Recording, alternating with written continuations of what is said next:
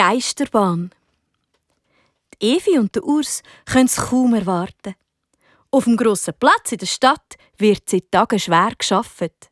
Denn morgen, ja morgen, fängt die Herbstmesse an. Die beiden Geschwister können an nichts anderes mitdenken. Und ihre Vorfreude ist riesengroß. Kind, sind ihr auch schon einmal an der Messe gsi? Dort, wo man Achterbahn fahren kann, Zuckerwatte schlecken und noch vieles mehr.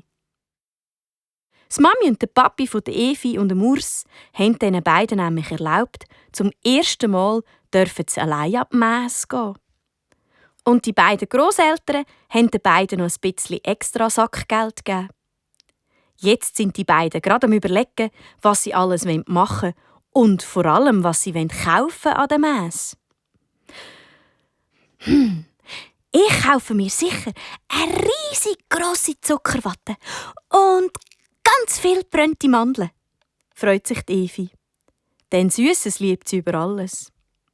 Und ich fahre ganz viel mit dem Putschi-Auto, ruft der Urs. Denn im Putschi-Auto fahren ist im Fall niemand so gut wie ich. Ich fahre fast wie ein echter Rennfahrer. Und dann ist es endlich soweit.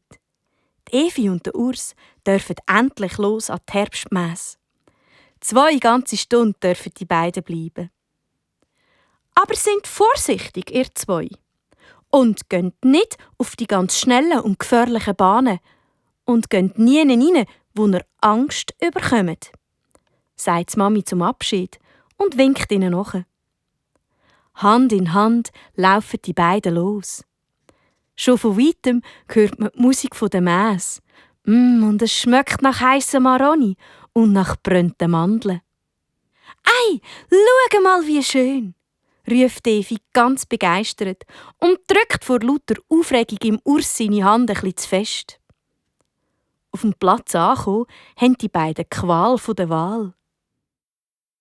Ja, wo würdet ihr jetzt als erstes her? Was sagst du, auf die Achterbahn? Nein, doch lieber am Meritstand. Also, ich wüsste nicht, woher. «Ich habe nur Lust auf etwas Süßes», sagt Evi und zieht den Urs in die Richtung vom Süssigkeitenstand.